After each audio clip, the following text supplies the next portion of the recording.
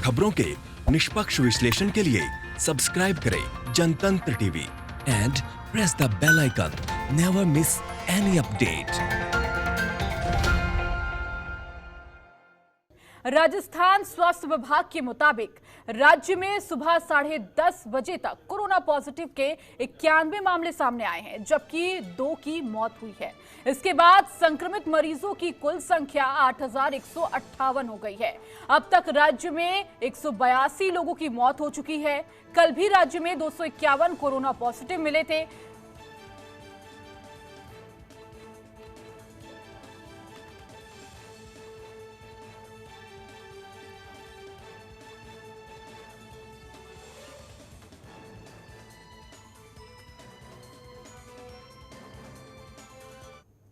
तो और अधिक बातचीत करने के लिए, इस पर चर्चा करने के लिए हमारे साथ चूरू से सांसद राहुल कसवा हमारे साथ जुड़ चुके हैं। राहुल जी, आपका जनतंत्र टीवी पर बहुत बहुत स्वागत है। जी बहुत धन्यवाद आपका।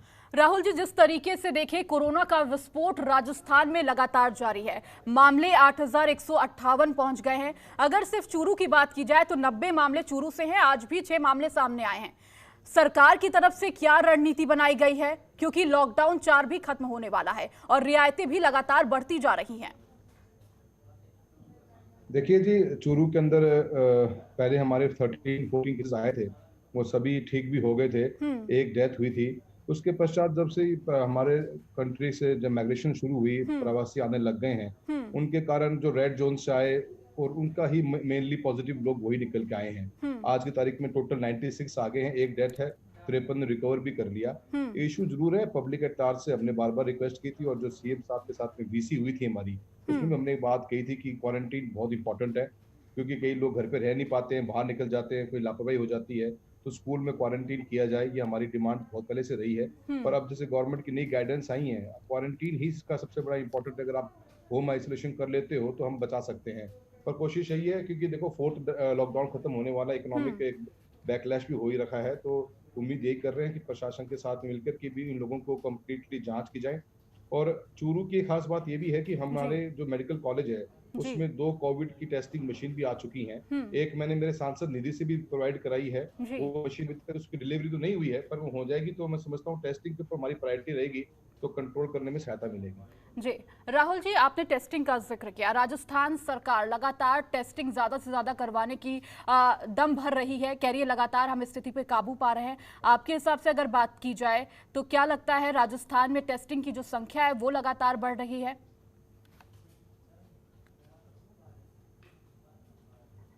हेलो जी राहुल जी, हमारी आवाज आप तक पहुंच रही है? तो राहुल जी से तकनीकी खामियों की वजह से संपर्क टूट गया है। तो लगातार राजस्थान की स्थिति से आप जिक्र कर रहे थे, किस तरीके से राजस्थान में लगातार आंकड़े सामने आ रहे हैं। अगर आंकड़ों की बात की जाए तो 8,158 अब तक कोरोना के केसेस सामने आ चुके हैं। आज भी कई केसेस सामने आए, तो जो विस्फोट है कोरोना का राजस्थान में वो बढ़ता जा रहा है। तमाम कोशिशें की जा रही है और हमारे साथ एक बार फिर राहुल कसवा हमारे साथ जुड़ चुके हैं। राहुल, बात की जा रही थी टेस्टिंग की। लगातार अगर राजस्थान सरकार की बात की जाए तो वो कह रहे हैं कि हम ज्यादा से ज्यादा टेस्टिंग करवा रहे हैं, हम नियंत्रण में हैं, पूरी कोशिशें की जा रही है कि स्थिति को नियंत्रण में की जाए, ये दम भर रहे हैं। आपको क्या लगता है कि राजस्थान में जिस तरीके से टेस्टिंग होनी चाहिए, क्योंकि गांव में भी अब ये कोरोना का संकट जो है, कोरोना का काल जो है वो पहुंचता जा रहा है? देखिए, जैसे प्रवासी आए हैं, गांव के तक पहुंची बीमारी, गांव के अंदर थी नहीं, बड़े शहरों से गांव तक पहुंची है। टेस्टिंग की जहाँ तक बात करें, हमारे जो चूरू में जब 2 टेस्टिंग मशीन है, 6 घंटे का से 8 घंटे का एक पैच चलता है 100 टेस्ट का। अब एक दिन के अंदर आप 3 बार 300 टेस्ट कर सकते हो। 2 मशीन 600 कर सकते हो। एक मशीन हमारी जो अभी तक आ जानी चाहिए, 2 महीने हो गए ऑर्डर दिए मेरे, तो अभी तक पहुंची नहीं। तो कहीं ना कहीं सरकार इस मामले में ढिलाई बरत ही रही है। मैं समझता हूँ कि जितने ज्यादा टेस्टिंग हम करेंगे तो उतना ज्यादा, अब चूरू इटसेल्फ के पास में आज 500 से ऊपर टेस्ट करने की इजीली कैपेसिटी है। एक मशीन की अगर डिलीवरी और हो जाती तो हम करीब करीब 100 टेस्ट पर डे कर लेते। तो जितना आज हमारे प्रवासी आए हैं, आज जो भी केसेस बढ़े उन्हीं के थ्रू बढ़ रहे हैं, तो टेस्टिंग से ही हम रोक सकते हैं और लोगों को बता सकते हैं। इसमें गवर्नमेंट को थोड़ा और स्ट्रॉन्ग इनिशिएटिव लेना चाहिए, क्योंकि कोरोना एक सच्चाई है जिसको साथ में जीना पड़ेगा। रोका कैसे जाए, तो टेस्टिंग सबसे बड़ी प्रायोरिटी होनी चाहिए। जी। राहुल जी, अगर बात की जाए टेस्टिंग की, आप जिक्र करते, प्रवासी मजदूरों का भी जिक्र किया। राजस्थान सरकार लगातार केंद्र सरकार पर आरोप लगा रही थी कि मजदूर जो प्रवासी आ रहे हैं उनकी मदद नहीं की जा रही है, उन्हें सही स्थिति में पहुंचाया नहीं जा रहा है। अगर एक बीजेपी सांसद के तौर पर राजस्थान की स्थिति का जिक्र करें तो क्या ये सच्चाई है या सिर्फ सियासी बोल है? देखिए, मैं पूरे पैन इंडिया के बारे में आप सब जानते हैं। मैं चूरू की ही बात करूंगा। चूरू के अंदर से मैं हमारे हमारे मुख्यमंत्री महोदय ने 1 मई के आसपास की ये बात है, शायद वहाँ उस समय उन्होंने एक अनाउंसमेंट करी, पेपर हम्म। में विज्ञप्ति भी दी कि जो भी आना चाहते हो बाहर से आप आइए और हम्म। आप इस फॉर्म को भर दीजिए। एक टोल नंबर भी उन्होंने दिया। जी। उसी को लेकर मैंने सांसद के रूप में मेरे क्षेत्रवासियों से हम्म। फेसबुक लाइव के मार्फत डिस्कशन किया और एक मैंने गूगल का खुद का फॉर्म निकाला जी। कि आप मुझे भी एक अपनी लिस्ट दे दीजिए, फॉर्म भर के दीजिए, हम भी सरकार को बताएंगे। हम्म। आपको बताने को मैं चाहूंगा कि नेक्स्ट 3 डेज में मेरे हम्म। पास 16,000 से ऊपर लोगों की इंक्वायरीज आई, जो फॉर्म हम्म। आए। मैंने कलेक्टर महोदय को उनकी लिस्ट भी प्रोवाइड कराई कि सर मेरी कॉन्स्टिट्यूंसी के, बल्कि राजस्थान गवर्नमेंट की वेबसाइट पे करीब 28,000 से ऊपर लोग थे जो हम्म। मात्र चूरू चूरू के थे। हम्म। उनके लिए बस की व्यवस्था करना। हम्म। अब कई लोग तमिलनाडु से चल पड़े, अपनी पर्सनल व्हीकल के साथ लेके आने लग गए, तो उनको बॉर्डर पे सीज कर दिया गया, क्योंकि बॉर्डर फिर बंद कर दिया गया। तो क्लैरिटी रही नहीं, कोई SOP create government of Rajasthan ने कभी करी नहीं। हम्म। कभी बसेस की डिमांड, कभी ट्रेन की डिमांड, कभी सेंट्रल गवर्नमेंट पे भी बात को डाल देना, ये हमेशा एक्सक्यूजेस चलते रहे। इसके कारण चीजें कंट्रोल में कभी हम्म। कम रही हमेशा। हम्म। लोग बेचारे दूर दूर से चल के आ गए, तो उनको बॉर्डर्स के ऊपर आपने क्वारंटीन कर दिया 14 डेज हम्म। के लिए। तो एक प्रोसीजर नहीं था, कमिटमेंट ये थी कि आपको गांव के अंदर क्वारंटीन होना है, जी। पर उनको आपने बॉर्डर पे 500 किलोमीटर दूर क्वारंटीन कर दिया, तो बहुत परेशानियां हुई। तो मैं जी। समझता हूँ सरकार के पार्ट के ऊपर तो फेलियर रहा ही है। हम्म। और ये वीसी के अंदर एक मुश्त सभी लोगों ने, सभी एमपीज और एमएलए ने बात कही थी कि इसका एक आप एसओपी क्रिएट कर दीजिए कि कैसे लोग आएंगे, कहाँ रुकेंगे, क्या होगा। तो हम्म। वो एक व्यवस्था तो पक्की हुई है सरकार के पार्ट के ऊपर। भारत सरकार की जहां तक बात है, जब आपने ट्रेन मांगी तो ट्रेन दे दी गई आपको। आज हम्म। Government of India rail ministry ने 50 लाख से ऊपर हमारे माइग्रेंट्स को कंट्री के अलग हिस्सों में भेजा है। तो वो अपना पार्ट पूरा कर रहे हैं। सेंट्रल स्टेट गवर्नमेंट का कोऑर्डिनेशन की कमी है। जब यूपी गवर्नमेंट ने कोटा के लिए बस भेजी, तो हम्म। आपने बस क्यों नहीं भेजी? तब प्रियंका जी ने अनाउंसमेंट कर दिया, तो उसके बाद आपकी बसें चलने शुरू हो गई। हम्म। और हम कब से डिमांड कर रहे थे कि मध्य प्रदेश में, गुजरात में जो नजदीक के लोग हैं, उनको तो आप बाई बस बुला दीजिए। इवन जालौर के बॉर्डर पे ऊपर हजारों लोग इकट्ठा हो गए थे, उनको बस प्रोवाइड कराने में भी गवर्नमेंट को बहुत टाइम लगा। जी। तो राहुल, आप एक युवा सांसद हैं, लोगों की उम्मीदें भी आपसे बहुत ज़्यादा हैं। इस दौरान जहां रोजगार की दिक्कतें भी सामना कर रहे प्रवासी मजदूर, लगातार चूरू में भी आपने बताया कि बड़ी संख्या में लोग पहुंचे हैं, उनको लेकर क्या कुछ इंतजाम किए जा रहे हैं इस वक्त? देखिए, मेरी कॉन्स्टिट्यूंसी के अंदर हमेशा से माइग्रेशन रही है हम्म। बहुत। शेखावटी बेल्ट, चूरू, झुंझुनू, सीकर का हमेशा फोकस में जी। रहा है।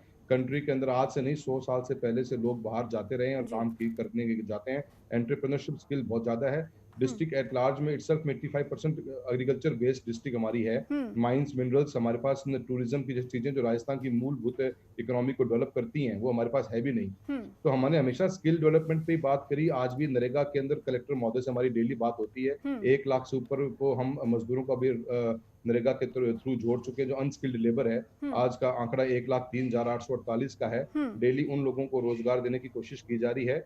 और हम यही कोशिश करें, जैसे जब तक लोगों की लाइफस्टाइल को चेंज आना पड़ेगा, वहां पे हम्म। बिजनेस बंद हो गए तो लोग चल के आ गए। मोस्टली अलग अलग कम्युनिटी, अलग अलग सिटीज में हमारे चूरू के जो लोग हैं वो व्यापार के अंदर ज्यादा हैं। तो मैं हम्म। उम्मीद करता हूँ जैसे नॉर्मल से धीरे धीरे आएगी, एक जी। उस कोरोना की लाइफस्टाइल के साथ में लोग वापस जरूर जाएंगे और काम के लिए ध्यान देंगे। जी।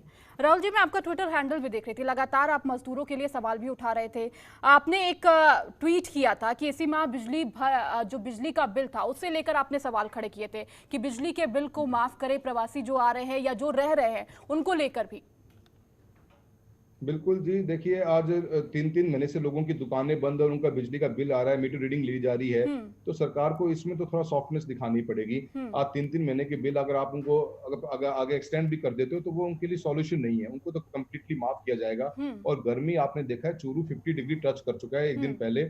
और 9 डेज तक टेम्परेचर यही मेंटेन रहने वाला है। इतनी गर्मी में 7 to 8 आवर्स का नॉर्मल इलेक्ट्रिसिटी कट चल रहा है। पानी की जी। व्यवस्था नहीं है हमारे यहाँ पे। हमारी कॉन्स्टिट्यूंसी के अंदर पहले ही हमारे पास में 80% लैंड हमारे खारे पानी से बिलोंग करती है। हम्म। पानी की जो व्यवस्था नहीं हो पा रही, ये एक ऐसे इश्यूज है जिसके ऊपर सरकार को थोड़ा सॉफ्टनेस दिखानी पड़ेगी। हमने कई बार लगातार बात कर रहे हैं। और बिजली का बिल तो मैं मानता हूँ किसानों का हो, चाहे व्यापारियों का, एक आम आदमी का हो, 3 महीना बहुत बुरा निकला है। इकोनॉमिकल एक्टिविटीज सब कम्प्लीटली बंद हो गई है। इसमें वो सक्षम भी नहीं है। और सरकार को इसको 100% माफ करना चाहिए। हमारी डिमांड पहले से भी है, और कम से कम जो लोगों अभी दुकान जिसने खोली नहीं 3 महीने से, उसको आप कैसे बिजली बिल मांग सकते हो? तो मैं तो उम्मीद करता हूँ कि तो सरकार इस राहुल, पे इसको फोकस लेकर करे। क्या कुछ सरकार की तरफ से कोशिशें की गई? आपने ट्वीट भी किया, आवाज भी उठाई, लगातार वसुंधरा राजे को भी हमने देखा था, उन्होंने भी ट्वीट किया इसको लेकर। सरकार की तरफ से इसे लेकर क्या कुछ कोशिशें की गई? देखिए, अभी तक जो स्टेटमेंट जो गवर्नमेंट ऑफ राजस्थान का वो ये है, they are extending the bill.